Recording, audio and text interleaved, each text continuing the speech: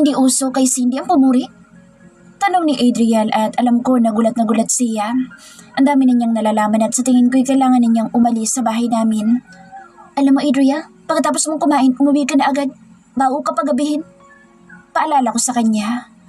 Masaya ko na nakikita ko kung ano nga bang klaseng polisiya pero hindi ko pa rin mapigilan na mainis sa kanya. Bakit kasi sobrang big deal sa akin na purihin siya kahit wala naman talagang big deal? Cindy, bisita natin siya. Huwag kang ganyan.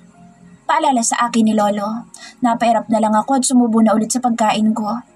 Taka, ano ba kasi yung sinasabi mo Adriel? Paano ka naman pinuri ng apo ko na saksakan ng bilib sa sarili niya? Napairap na naman ako at nagpatuloy lang sa pagkain ko. Kung makapag-usap si Lolo Will kay Adriel para bang wala ako dito. Grabe, harap-harapan na akong inilalaglag ng lolo ko. May biktima kasi ako na binastos. At suhulan ba naman ako nung nambastos? Akala niya naman masusuhulan na niya ako sa 1,000,000 tapos itong si Cindy. Binitin niya sa hangin ang sasabihin niya. Nanatili pa rin akong walang pakialam at pinagpatuloy ko ang pagkain ko. Bakit ba bigla akong napagkaisahan ngayon? Sabi ni Cindy, ang galing ko raw. Sambit ni Adriel. Kinuha ko ang isang baso ng tubig at napainom agad ng tubig.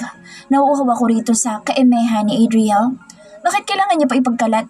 Ganoon na ba yun ka-special? Ang babaw niya.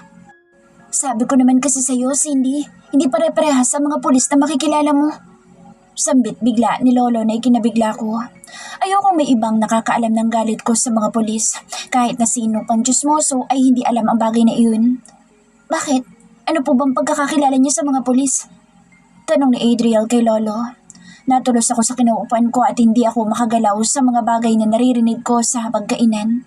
Hindi na ako komportable. Alam mo kasi, yang apo ko, sobrang laki ng... Masyado ka na yatang maraming naikukwento sa baguhang bisita natin, Lolo. Magalang na saad ko. Alam kong naramdaman agad ng lolo ko na ayoko sa pinag-uusapan nila, kaya biglaan ang pagtahimik niya. Mukhang masyado ako maraming naitanong. Pasensya na. Napalingon ako kay Adriel at nakita ko ang seryosong mga mata niya sa paghingi ng tawad. Oh, talaga lang ha? Naiinis ako kasi nakikita ko sa kanya ang improvement niya. Bago ko makalimutan. Anya na naman. Ang sarap ng pagkain. Inalas ko na ang tingin ko sa kanya at sumandok muli sa ulam na ako mismo ang nagluto. Masarap talaga magluto ang apo ko. Pwede na nga yung mag-asawa. Pero masyadong pihikan ang apo ko sa lalaki.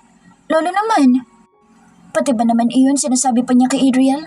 Masyado yatang naging open up siya kay Adriel dahil ang dami ninyang naikukwento. Huwag ka nang mahiya, Cindy. Sa Adriel lang naman yan. Hindi na iba sa Adriel sa pamilya natin at isa pa, totoo naman. Pamilya? So, isinasama na agad niya sa Adriel sa pamilya namin? Ano ba naman kasi ang pinakain ni Adriel sa lolo ko? Hindi naman na po nakakagulat kung pihikan si Cindy. Bagay lang naman sa kanya na maging pihikan lalo na't maganda siya. Dapat bumili siya ng laking para sa kanya. Napairap ako sa kaemehan na naman ni Adriel. Ang akala naman niya, siya iyon. Ito na naman siya sa pang-uto portion niya sa akin. Maganda nga siya. At mataray. Natatawang saad ni Lolo. Talaga ipinagpatuloy niya ang pag-uusap patungkol sa akin. Tapos sa harapan ko pa talaga mismo. Kaya ko naman pong pagtiisan ng pagtataray niya. Nanlaki ang mga mata ko at biglang natahimik ang hapagkainan namin dahil sa sinabi niya. Parang sinabi niya na rin na kaya niya akong tiisin kung magiging kami. Ulol ba siya? Kala naman niya gugustuhin ko siya. Sa totoo lang, hindi naman mahirap intindihin ang ugali ni Cindy. Dagdag pa niya. Hindi talaga mahirap intindihin ang ugali ng isang tao, lalo na kung may kakaiba kang nararamdaman dito. Gatong pa ni Lolo na ikinaangat ng tingin ko. Salubong ang kilay ko kay Lolo Will pero hindi ako kumibo o nagsalita. Ano ba? Gusto na niya yatang mapunta ako sa isang pulis na inaayuban ko pa naman sa lahat. No. Gusto mo ba ang apo ko, Adriel? Lolo! Gulat na sambit ko. Sus, Mariosep Grapones. Bakit ba napunta sa mga ganyan ng tanong? Alam naman ni Lolo na ayoko sa relasyon na yan eh. Naiinis kasi ako. Ayoko sa mga lalaki lalo na kung gusto naman nila na 24/7 kausap ang mga girlfriend nila. Busy akong tao, hindi lang halata. Bakit Cindy? Tinatanong ko lang naman. Sambit pa ni Lolo. Napairap na naman ako dahil ang pangit ng tanong ni Lolo. Wala din naman akong pake kung gusto man ako o hindi ni Adriel. Pero bakit parang apektado ako? Ilang beses na sinabi sa akin ni Adriel na gusto niya ako pero bakit ba parang may something? Nakakainis. Gusto mo nga bang apo ko, Adriel? Tanong na naman ni Lolo.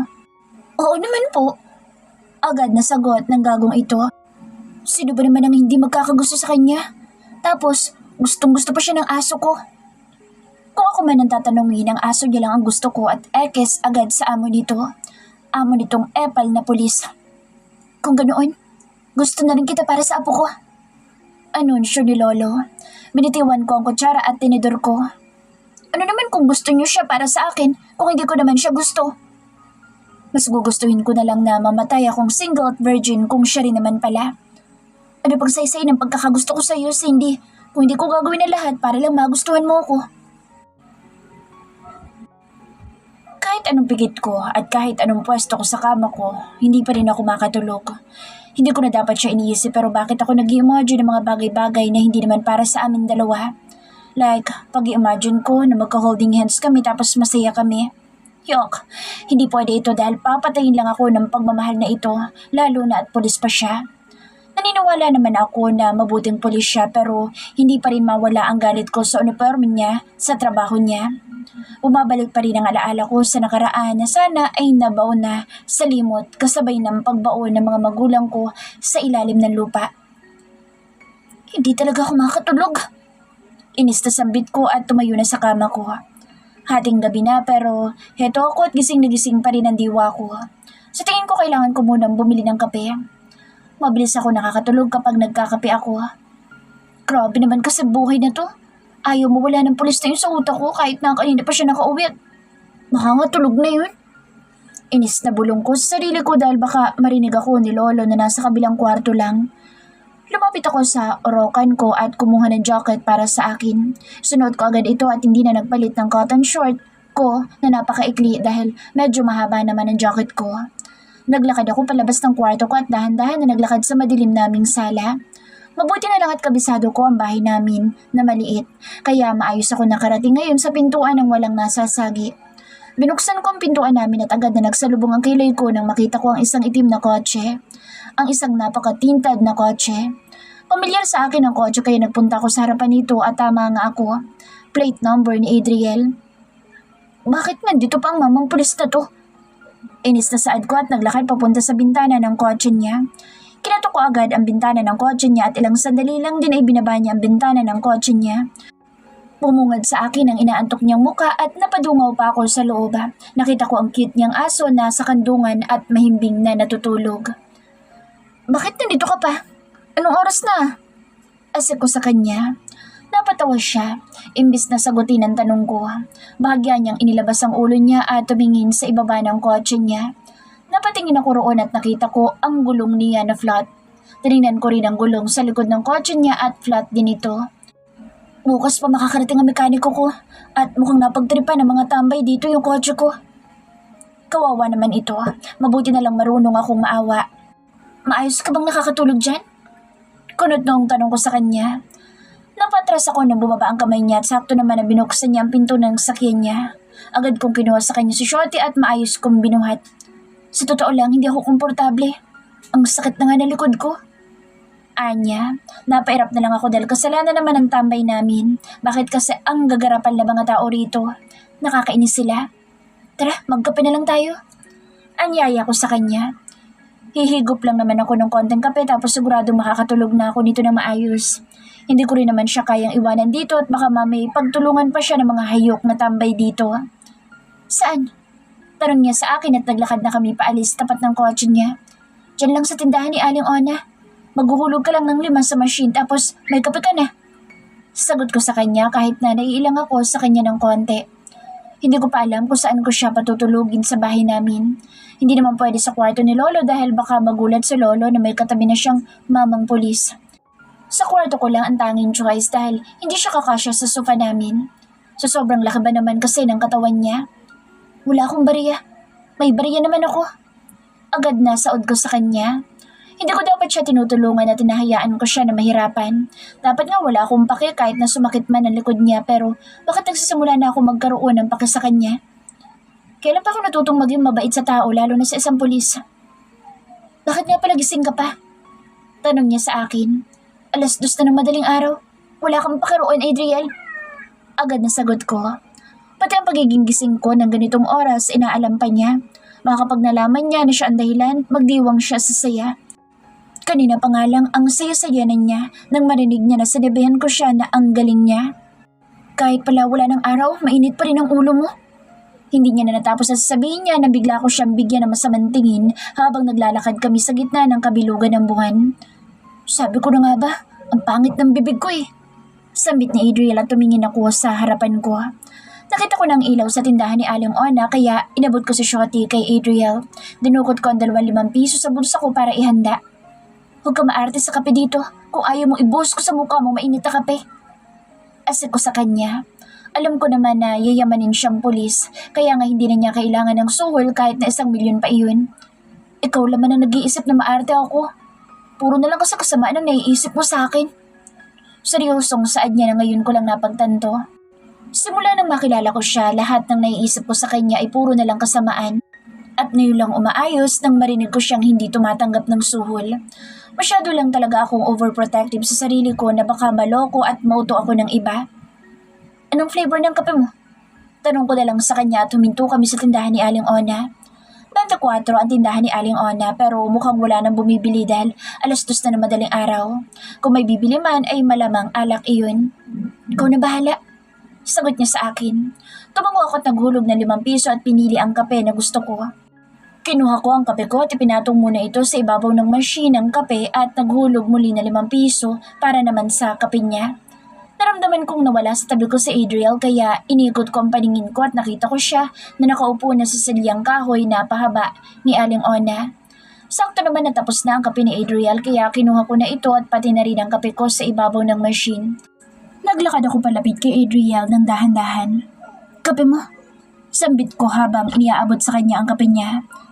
Dahan-dahan kasi baka matuluan mo si Shotty. Tumango siya sa akin at dahan-dahan naman niyang kinuha sa akin ang kape niya. Pagkakuha niya ng kape niya, agad ako naupo sa silya na inuupaan niya at may pagitan pa rin kami. Matulog ka na lang muna sa bahay namin. Sambit ko habang nakatingin sa kalangitan kung saan nagpapagalingan ng bawat bituin sa pagningning. Baka makaabala ako sa inyo. Huwag ka nang pakipot. Mabilis na saad ko bago pa niya matapos ang pagiging pakipot niya. Halata naman sa kanya na gusto niya talaga na matulog sa bahay namin. Nakita ko yun sa mata niya kanina nang sabihin niya na masakit na nga ang likod niya. Ako pa ang ineme niya. Saan ba akong matutulog? Napalingon ako sa kanya at ngiting malawak niya agad ang nakita ko. Sa kwarto ko. Pero sa papagkalang at sa kama kami ni Shotty. Sure. Agad na sagot niya. Hindi pa man din ako tapos. Basta komportable kayo mag-ina ko. Inilapan ko na lang siya dahil hanggang ngayon mag-ina pa rin ang tingin niya sa amin ni Shotty. Hindi ba pwedeng anak niya na lang si Shotty at huwag na akong isama? Baka naman malakas kang umilik ha? Sisipain talaga kita sa buka. Sambit ko sa kanya. Kapag talaga narinig ko na humihilik siya, gigisingin ko agad siya. Ayos lang naman na humilik siya pero sana kapag nakatulog na ako ng mahimbing. Hindi ako humihilik. Agad na saad niya. Hindi ko na siya kinibo at sumimsim ako sa kape ko at ipinatong ko ito sa ibabaw ng upuan ko. Bukas nga pala, baka iwan ko na lang sa'yo si Shotty. Pupunta ako sa presinto. Mukhang masaya kasi talaga sa'yo si Shotty. Anya na lihim ko ikinangiti. Tandang-tanda ko pa noon kung paano siya hindi sumang-ayon sa kagustuhan ko na iuwi na lang sa amin si Shotty. Tapos ngayon payag na talaga siya. Pero baka bumalik din ako pagkatapos ko maayos ang kaso nitong bastos na nanunuhol. Diyos ko, kahit huwag ka nang bumalik. Masayang sambit ko at kinuha si Shotty na natutulog sa kandungan niya. Maayos ko itong inihiga sa kandungan ko na parang akin ito. Ayusin mo na lang na maigi ang trabaho mo para makulong yung bastos na iyan. Tapos masampahan mo rin ang kaso sa panunuhol sa'yo. Masayang saad ko. Kapag nagtagal siya sa presinto, may nabawas na siyang masamang loob sa lipunan. Tapos nabigyan niya pa ako ng peace of mind habang kasamang aso niya. Huwag mo nga ipahalata na ayaw mo nagtatagal na kasama ako. Nawalang bigla ang ngiti sa labi ko nang matunugan ko ang napakaseryoso niyang boses. Ano ba sinasabi niya ngayon? Seryoso ba talaga siya sa akin? Nainis ako kapag naririnig ko sa'yo mismo na ayaw mo sa akin. Sinabi ko naman sa'yo na gusto nga kita. Kaya nainis ako kapag ayaw mong kasama ako. Awkward, pero ano magagawa ko kung ganun nga akong tao? Ganun kasi ang nararamdaman ko kaya paano ako dito? Bakit kasi umamin ka? Biglang tanong ko sa kanya. Mas lalo ko tuloy siyang kinaayawan na makasama dahil nagustuhan niya ako. Ayoko may nagkakagusto sa akin dahil ayokong nahuhulog pabalik. Gusto ko na puro tungkol lang sa pera ang pinagtutuunan ko ng pansin at wala ng iba. Pera lang ang gusto ko para makuha ang hustisya sa papa ko. Umamin ako para ipakita ang nararamdaman ko sa'yo. Para hindi ko na kailangang idaan sa biro ang lahat. Saglit pa lang kami nagkakasama pero may nararamdaman na agad siya sa akin. Sigurado naman ako na hindi pa iyon ganoong kalalim. Itigil mo na ang nararamdaman mo sa akin, Adriel. Ang gusto ko ay ang pera mo. Yun lang ang gusto ko makuha sa'yo at hindi ang atensyon mo o ang pagkagusto mo sa akin. Gusto niya pala ng masinsinan na usapan eh. Eh di ibibigay ko sa kanya ngayon. Ikaw ang taong gusto ko. Pero hindi ikaw ang taong pwedeng magdesisyon sa gusto ko. Wala kang karapatan na utusan akong itigil ito. Alam kong hindi mo kayang pahalagahan ang nararamdaman ko pero marunong akong manindigan. Gusto kita. Gusto kita. At tapos ang usapan. Sa lahat ng taong nagkagusto sa akin, siya ang may pinakamatigas ang ulo. Sa bagay inborn na yata sa kanyang pagiging matigas ang ulo. Bahala ako sa buhay mo. Kung gusto mo ako, hindi na kita pipigilan. Sambit ko. Gustuhin niya man ako, hindi ko pa rin naman siya magugustuhang pabalik. Makita ko man siya bilang tapat na pulis, hindi pa rin mawawala sa buhay ko ang mga dapat kong unahin bago ang ganitong bagay na pagiging maharot. Kailangan ko munang yumaman para makuha ang hustisya ng mga magulang ko. Yun lang naman ang main goal simula nang matuto akong kumita ng pera sa tamang paraan. Ang makaipon at maging mayaman para gamitin ang pera ko sa hustisya na nawala noon dahil sa pera. Pera ang ginamit nila kaya naman pera din ang gagamitin ko, makuha lang ang dapat na hustisya para sa mga magulang ko. Ang mundong ito ay habang buhay ng magiging tatsulok. May mga tao sa itaas at may mga tao sa ibaba. Gagawin ko ang lahat mapasama sa itaas at tataasan ko ang taong nanakit sa pamilya ko. Hahanapin ko sila at susiguraduhin na maghihirap sila. Hindi ko na kayang patawarin pa sila kung ang paghinga ng dispensa ay hindi nila nagawa nang namatayan ako. Hayaan mo lang ako na ipakita sa iyong nararamdaman ko at tutulungan kita na makuha ang hustisya sa mga magulang mo. Anya, napatingin ako sa kanya na seryoso ang mga kulay blue niyang mga mata na nakatitig sa akin. Hindi na kailangan. Tipid na sagot ko. Hindi ko alam na hanggang ngayon pala inaalala niya pa rin ang tungkol doon. Tandang-tanda niya pa rin at mukhang porsigido pa din siya. Bakit ba parang ipinagdadamot mo sa akin na tulungan kita? Hindi mo naman magiging utang na loob sa akin yun at hindi ko naman isusumbat sa'yo. Dahil kaya ko naman, Adriel. Kaya ko na walang tulong mula sa iba. Ayokong may ibang tao na mapapasok sa kaso ng mga magulang ko, lalo na ang katulad niyang pulis. Alam ko naman na kaya mo, pero matagal. Pero kung magpapatulong ka sa akin, mapapadali ang lahat. Ipinapangako ko yan sa'yo, Cindy. Umiling ako sa kanya. May isang pulis din noon na nangako sa akin. Pinangakuan ako na bibigyan niya ng hustisya ang mga magulang ko pero sa huli, pinanood niya lang ang magulang ko na atakihin sa puso. Inutulang ako ng pulis na iyon. Ayokong nakakarinig ng pangako lalo na mula sa mga pulis. Sambit ko. Ipapakita ko na lang sa'yo na gagawin ko nga talaga. Pero kailangan mo magtiwala sa akin. Kailangan mong ibigay sa akin ang tiwala mo at sabihin ang lahat para matulungan kita. Umiling ako sa kanya at tatahimik kaming bigla. Ayoko talagang nagsasabi ng kwento ng buhay ko. Alam ko kasi na pansamantala lang din naman siya sa buhay ko at bigla na lang din siyang maglalaho. Nakakapagod na rin na magkwento sa taong alam ko naman na pansamantala lang naman. Tapos kapag nawala, magkukwento ka na naman. Uulitin mo na naman lahat ng kwento tungkol sa buhay ko. Hindi mo pa rin kaya magtiwala at naiintindihan ko. Anya, paano ba kasi magtiwala? Nakalimutan ko na simula nang iwanan ako ng mga kaibigan ko noon at talikuran ako ng pulis na pinagkatiwalaan ko. Ang pulis na nagsabi sa amin ni Mama na bibigyan niya kami ng hustisya para sa papa ko. Para saan pa bang pagtitiwala kung sisirain din naman sa huli? Para kang baril ko, Cindy. Sobrang tigas mo. Matibay at palaban pero nauubos pa rin tulad ng bala ng baril ko na nauubos.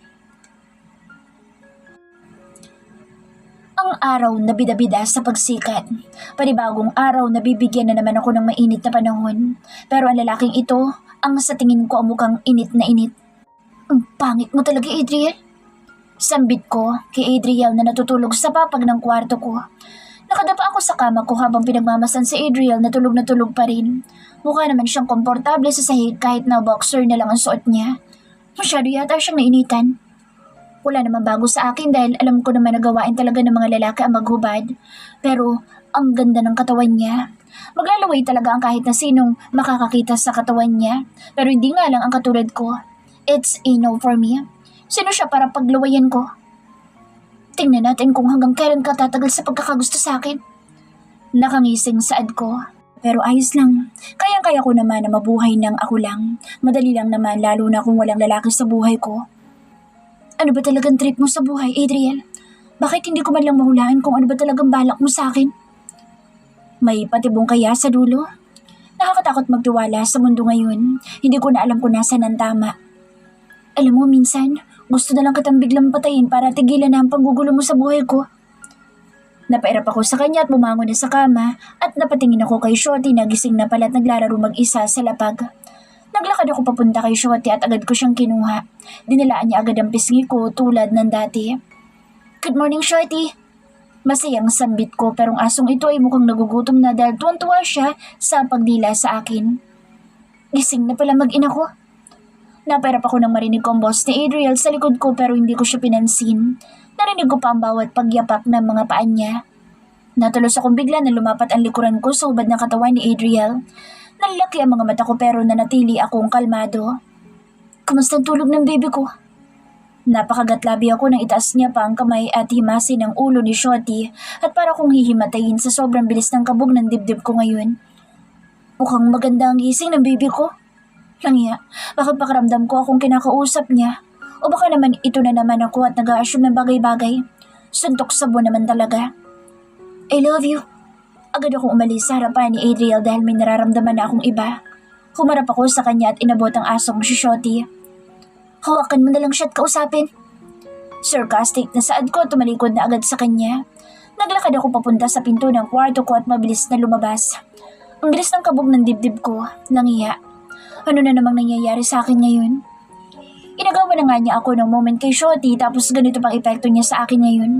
Kunti lang naman ang ininom ko sa kape ko kaninang madaling araw pero para akong nagpapalpitate sa bilis nito. Oh Cindy, bakit nandyan pa ang kotse ng amo mo? Tanong agad sa akin ni Lolo pagkalabas ko ng kwarto ko. Naglakad ako papunta sa lababo sa kusina namin at naghilamos na parang hindi ko narinig ang tanong sa akin ni Lolo. Hindi pa kasi niya nalalaman na dito natulog ang mamang pulis na iyon. Hindi ko pa nasasabi sa kanya. Nag-toothbrush ako habang paulit-ulit na iniisip ang mukha ni Adriel at ang sinabi niya kaninang madaling araw. Kung gaano siya kapursigido sa akin ay alam na alam ko. Makulit ang lelang ni Adriel at hindi ko talaga siya kayang pahintuin. Masyado siyang desidido at wala akong magawa. Mukhang mas makulit pa nga siya kaysa sa mga taong nakakulong sa presinto nila. Pero wala naman ang batang yun sa loob ng sakyan niya. Iniwanan ba niya ang kotse niya dito? Nakita ko na sira ang gulong eh. Sad pa ni Lolo. Pinunasan ko mukha ko matapos ko maghilamos at napaharap kay Lolo saka sumandal sa lababo. Dito natulog ang pulis na iyon dahil sumasakit daw ang likod niya sa kotse niya. Sagot ko na ikinalaki ng mga mata ni Lolo.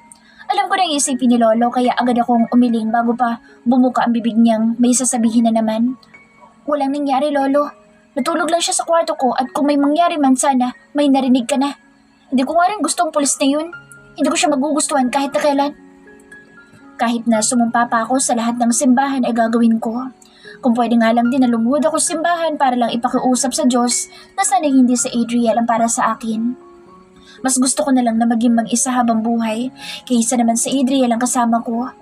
Hindi ko alam kung ano ba ang future ko sa kanya at makaasarin niya lang ako sa araw-araw naming pagsasama. Wait! Sigaw ko sa sarili ko at napahinto sa gitna ng sala. Napahawak ako sa baba ko at napaisip kung bakit ko ba iniisip na si Adriel nga ang para sa akin. Nakakainis. Saglit pa lang kami nagkakasama at kaditing pa lang ang atensyon na binibigay niya sa akin pero heto ako ngayon at parang tanga sa kanya. Ano na naman yun, Cindy? Tanong ni Lolo. At nagpunta siya sa harapan ko. Bigla-bigla ka nalang sumisigaw dyan. Napailing ako kay Lolo at napaupo na lang sa maliit na sofa ng bahay namin at pinagtatagpi-tagpi na lang. Akala ko ba ayaw mo sa pulis pero bakit pinatuloy mo sa kwarto mo? Alam ko na hindi ka marunong maawa kahit na kanino pero nagpatulog ka ng pulis sa kwarto mo. Naglolokohan ba tayo dito? Napahawak ako sa ulo ko dahil may punto si Lolo. Kaya dapat hindi ko na talaga pinatuloy ang pulis na iyon dahil baka bigyan pa ng meaning ni Lolo. At isa pa, paano mo mo nagawang magtiwala sa pulis na iyon kung naiinis ka sa kanya? Hindi ako nagtitiwala sa kanya, Lolo. Mabilis na saad ko. Napatingin ako sa kwarto ko at mukhang wala namang naririnig sa Adriel. Ayoko marinig niya ang sinabi ng lolo ko dahil baka ikatuwa pa ng gunggong na iyon na may tiwala na ako sa kanya kahit na wala naman talaga. Hindi ka nagtitiwala pero pumayag ka na matulog kayo sa isang kwarto? Napatulala ako sa kawalan sa sinabi ni Lolo. Kung talagang wala kang tiwala, bakit mo naman nahayaan ang sarili mo na matulog kasama isang lalaki? Lalo na ang pulis na kinagagalitan mo. Masyado ka lang talagang galit sa nakaraan mo kaya hindi mo napapansin na binibigay mo na ulit ang tiwala mo. Binibigay ko na nga ba talaga ang tiwala ko kay Adriel? Pakiramdam ko, nauto ako ng sarili ko. Takot akong malinlang ni Adriel kaya pinaniwala ko ang sarili ko at ako ang nalinlang sa dulo. Nilinlang ng sarili kong utak. Kalimutan mo na ang galit mo, Cindy. 10 taon na rin simula nang mawala ang mga magulang mo. Bigyan mo naman ang sarili mo ng pagkakataon na sumaya at magtiwala ulit. 10 taon na nga pero nandito pa rin kasi hanggang ngayon ang takot ko. Pakawalan mo ng nakaraan mo at subukang sumaya. Paano ko pakakawalan kung wala pa man din akong nasisimulan? Hindi ko pa nakukuha para sa mga magulang ko ng hustisya. Wala akong maramdaman kahit na ano. Nakikita ko kay Adriel na mapagkakatiwalaan siya. Bakit hindi mo subukan? Huwag mong pangunahan ang takot mo, Apo. Hindi ako makapagsalita. May sarili akong buhay at pwede kong gawin lahat ng gusto ko nang walang magagalit pero bakit parang may punto na naman ang sinabi ni Lolo? Bakit parang kailangan ko yung sundin? Magandang umaga po. Napaayos agad ako ng upo ko at napatingin kay Adriel na nakasuot na ulit ng damit niya kahapon habang buhat niya si Shotty. Umorder na po ako ng pagkain para sa almusal natin. Hindi ako nagsalita o umangal dahil pera naman niya iyon. Hindi rin ako magpapakachusi pa dahil makakatipid ako at hindi pa ako mapapagod sa pagluluto. Salamat, Adriel. Saad ni Lolo. Halika rito at maupo ka. Agad namang naupo si Adriel sa sofa habang kandong-kandong niya si Shotty. Grabe, parang yung sofa na namin ang nahiya dahil sa sobrang liit nito at ang laking tao niya. Ano nangyari sa kotse mo? Tanong ni Lolo.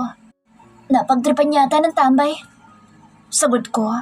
Wala namang pwedeng gumawa ng kotse niya at maayos naman ang kotse niya nang dumating siya dito. Sadyang makukulit ang tambay dito at ang kotse niya ang napansin. Mabuti nga at hindi pa binasag ang salamin ng kotse niya eh. Gusto mo bang ipabarangay natin? Tanong ni Lolo kay Adriel. Napatingin ako kay Adriel at ngumiti siya kasabay ng pag-iling niya sa lolo ko. Huwag na po. Ayokong palakihin pa. At isa pa, darating na rin naman ang mekaniko ng kotse ko. Ayoko nga na magtiwala pero bakit ganito siya? Kung ang ibang mayayaman malamang baka nagwala na sila sa galit lalo na at mukhang ang mahal ng kotse niya. Sigurado ka? Pwede naman nating i-check sa CCTV sa barangay para malaman mo may sala. Saad pa ni Lolo? Hindi na po talaga. Hindi naman masyadong mabigat ang ginawa nila at isa pa. Dapat pa nga ako magpasalamat sa ginawa nila. Napakunot ang noo ko at sakto na napalingon sa akin si Adriel. Mabuti nga't nasira ang kotse ko dahil kung hindi, baka hindi ako nakatulog ngayon dito. Nakangiting sambit nito. Napairap ako sa kanya, tinaas ko ang braso ko, sarap ng dibdib ko, saka ito pinag-cruise. Nakakainis siya, buwisit, ang sarap niyang sapakin. Ang saya pala na matulog sa bahay ng taong gusto ko. Napasinghap ako at napailing sa kanya. Ano ba naman itong sinasabi niya? Hindi ba siya nahihiya sa akin na taong gusto niya? Hindi ka ba natatakot sa apo ko? Tanong ni Lolo. Lahat na nagkakagusto kay Cindy ay hindi na nagtatagal dahil natatakot agad. Ewan ko nga eh. Kahit na anong gawin ko, ayaw talaga akong tigilan ni Adriel at laban na laban siya sa bagay na gusto niya. Sira na nga yata ang ulo niya o baka nagkulang na siya sa tornilyo. San banda nakakatakot kay Cindy? Hindi ko makita eh. Saad ni Adriel. Bobo. Inis na saad ko sa kanya. Ang daming alam ng gagong ito.